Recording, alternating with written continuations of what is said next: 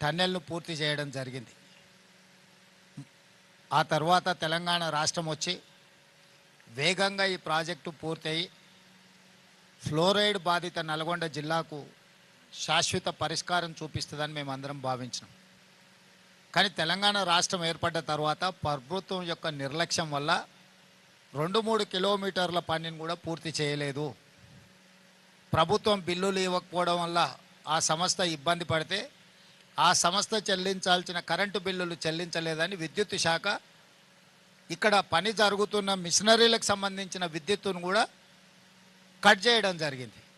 అంటే రాష్ట్ర ప్రభుత్వము తెలంగాణ ప్రజల యొక్క చిరకాల వాంఛ నల్గొండ జిల్లా యొక్క ఫ్లోరైడ్ సమస్యను శాశ్వతంగా పరిష్కరించడానికి ప్రారంభించిన ఈ ప్రాజెక్టు ప్రభుత్వమే ఒక పక్కన ప్రాజెక్టు పనిచేస్తున్న సంస్థకు బిల్లులు చెల్లించకపోవడం, ఆ సంస్థ విద్యుత్ శాఖకు బిల్లులు చెల్లించలేదని విద్యుత్ కోత విధించడం, దాంతో 10 సంవత్సరాలు ఎక్కడైతే ఆగిపోయిందో అక్కడనే ఉండిపోయింది.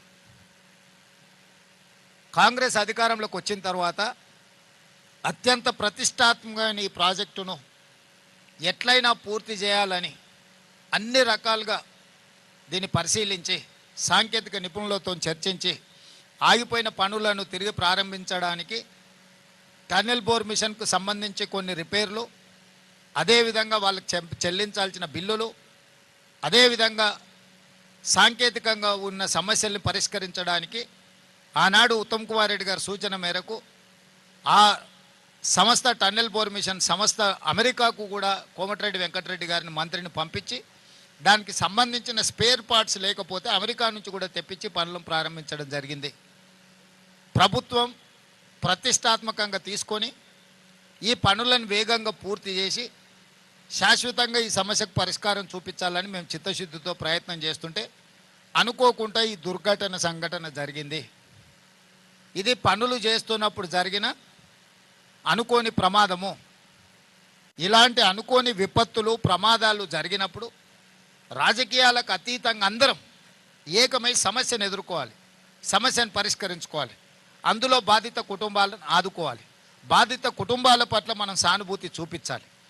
వాళ్ళు ఇతర రాష్ట్రాల నుంచి బ్రతకడానికి కూలీలుగా వచ్చిన వాళ్ళు, ఇంజనీర్లుగా వచ్చిన వాళ్ళు ఇవాళ మన ప్రాజెక్టు పూర్తి చేయడానికి పనిచేస్తున్నప్పుడు ఆ కుటుంబాలకు సమస్య వచ్చినప్పుడు ప్రభుత్వమైనా ప్రతిపక్షమైనా అధికారులైనా సామాన్యులైనా ఆ కుటుంబాల పట్ల చూపించాల్సిన సానుభూతితో పాటు ఆదుకోవడానికి అవసరమైన ప్రణాళికలు చేపట్టాలి. అదేవిధంగా సమస్యను పరిష్కరించడానికి ఇంత విపత్తు వచ్చినప్పుడు ఈ విపత్తులో నైపుణ్యం ఉన్న 11 ప్రభుత్వ కేంద్ర ప్రభుత్వ రంగ సంస్థలు ఈరోజు ఇక్కడ పనిచేస్తున్నాయి నిరంతరం. అందులో ముఖ్యంగా మన ఆర్మీ జవాన్లు మొత్తం వ్యవస్థ ఇక్కడ ఉన్నది. దేశ భద్రత కోసం ప్రాణాలు ఇచ్చే ఆర్మీ కూడా ఈ వ్యవస్థలో పనిచేస్తుంది. టన్నెల్ ఎక్స్పర్ట్స్ ఉన్నారు, సింగరేణి ఎక్స్పర్ట్స్ ఉన్నారు, నేషనల్ డిజాస్టర్ మేనేజ్మెంట్కి సంబంధించిన వాళ్ళు ఉన్నారు. అంటే ఈ దేశంలో ఎన్ని రకాల సంస్థలు ఉన్నాయో రాష్ట్ర కేంద్ర ప్రభుత్వ రంగ సంస్థలతో పాటు ప్రైవేట్ ఏజెన్సీస్ కూడా ఈ సమస్యను పరిష్కరించడానికి సంపూర్ణంగా ఈరోజు ప్రభుత్వానికి ఈ సమస్యను పరిష్కరించడానికి అండగా నిలబడ్డాయి. అయినా 8 మంది ఈ ప్రమాదంలో గల్లంతైంది. ఇప్పటి వరకు వాళ్ళ ఆచూకీ తెలవలేదు. వాళ్ళు బ్రతికున్నారా, వాళ్ళు మరణించినరా, లేకపోతే వాళ్ళు ఏ పరిస్థితిలో ఉన్నారో ఇంతవరకు నిపుణుల్లోకి అంచనాకు రాలేదు.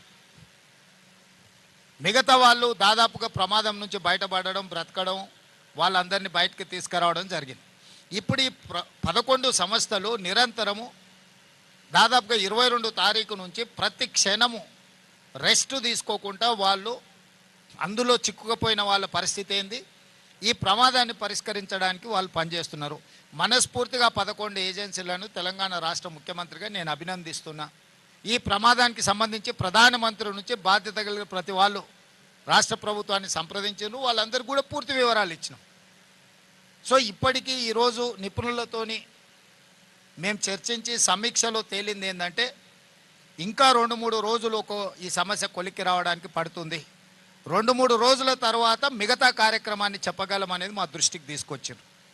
ఈరోజు ఒక పక్కన మట్టి, ఇంకొక పక్కన నీళ్లు, దాదాపుగా 13.5 కిలోమీటర్ల లోపల పనిచేయడం వల్ల ఆ కన్వేయర్ బెల్ట్ కూడా పాడవడం వల్ల వాళ్ళు అక్కడ తీసిన మట్టి కానీ లేకపోతే ఇతర వాటిని బయటికి పంపించడానికి వెసులుబాటు లేకుండా పోయింది.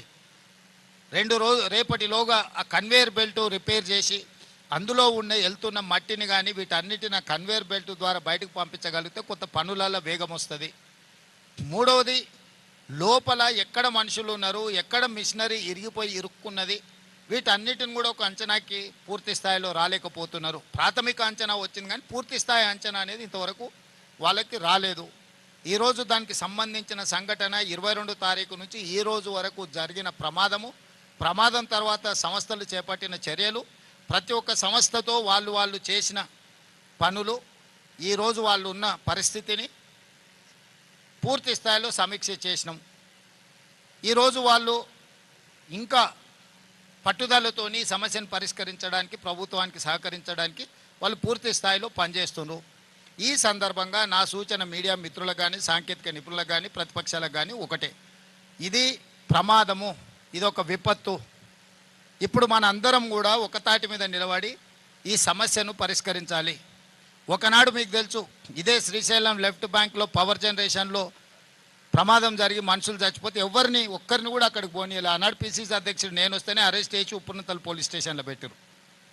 అదేవిధంగా దేవాదుల ప్రాజెక్టులో మరణించినా, లేకపోతే కాళేశ్వరంలో మరణించినా, లేకపోతే ఎక్కడ మరణించినా కూడా ఆనాడు ప్రభుత్వం ప్రతిపక్షాలను అనుమతి ఇవ్వలేదు, ప్రభుత్వంలో ఉన్న పెద్దలు అక్కడికి పోలేదు.